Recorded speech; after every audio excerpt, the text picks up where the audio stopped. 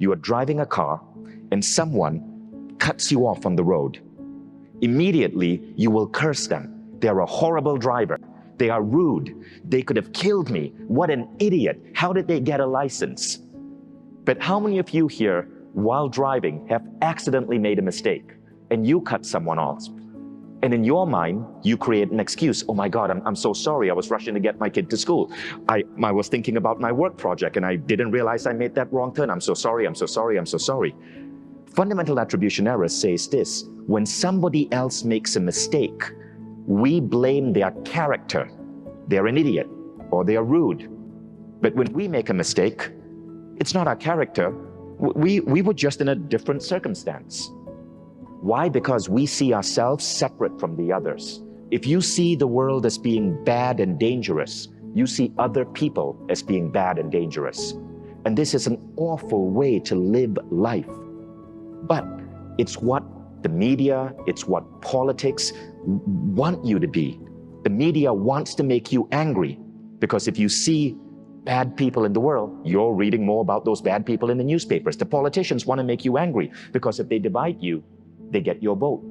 You do not want to live in here. Are emotions a thing? Is stress really a thing? Is anger really a thing? If you reduce it down, we see that these are labels we add to what's going on inside us. So, you know you have ears, right?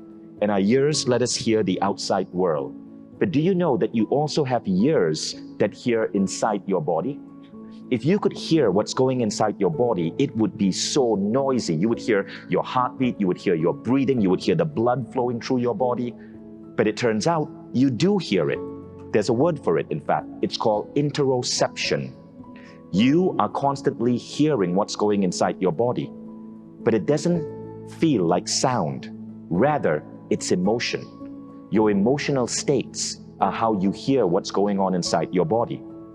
And Lisa Feldman Barrett, who's a scientist who wrote this famous book on emotion, says that there are only 4 emotions: pleasant, unpleasant, arousal, calm. Satori and Kensho is how we grow in life. We become better people when we grow.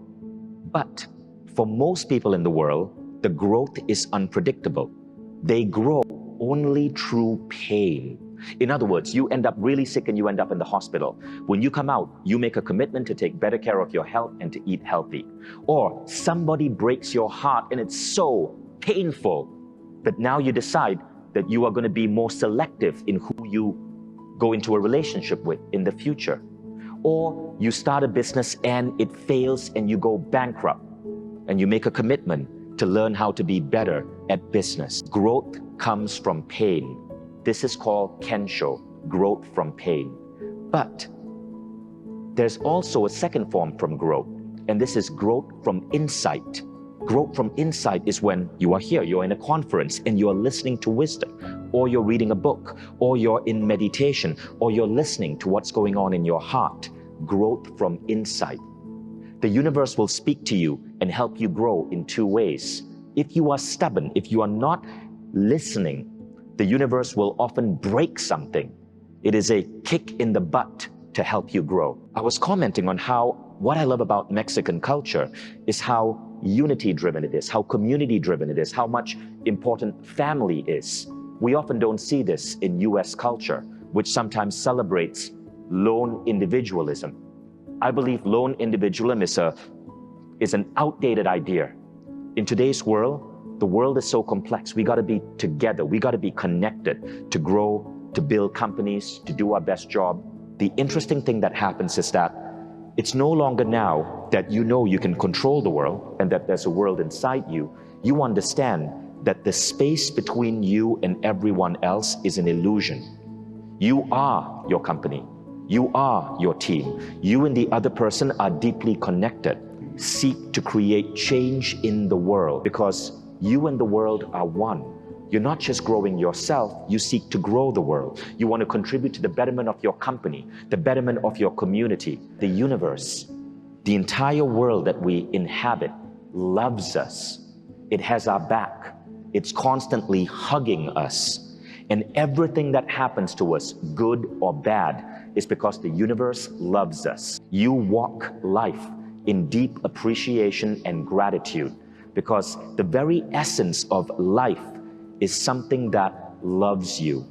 Even when something goes wrong, you understand that it's not really going wrong. It is there to give you the gift of wisdom, knowledge, or adjustment. Sometimes the universe will make you eat vegetables, even though you want ice cream. You really want the love of that person, but the universe will go and break you apart because that person isn't right for you. The universe is making you eat vegetables because the universe knows better. The universe, you understand, loves you. Everything happens in favor of you.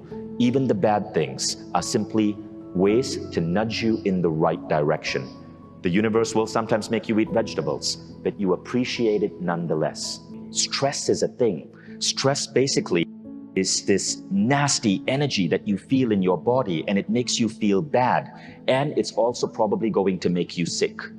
But there is a famous TED Talk that shows that this is an illusion. People who believe that stress is bad actually get sick because of stress.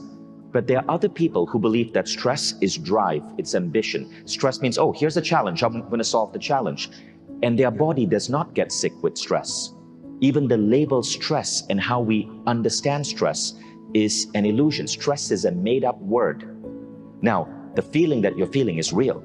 You're feeling unpleasant. But if you can shift your definition of that feeling to, oh, here's an opportunity for me to fix, for me to resolve, it turns out it actually changes the way stress works on your body. Your action isn't coming from just your thoughts. It's coming from your heart. It's coming from listening within. And when you operate like that, luck is on your side. All manner of coincidences, synchronicity, and support comes your way. And all of us can move in these directions. Leaders do not look at problems and go, this is horrible. I hate my life. I hate the company. I hate the problem.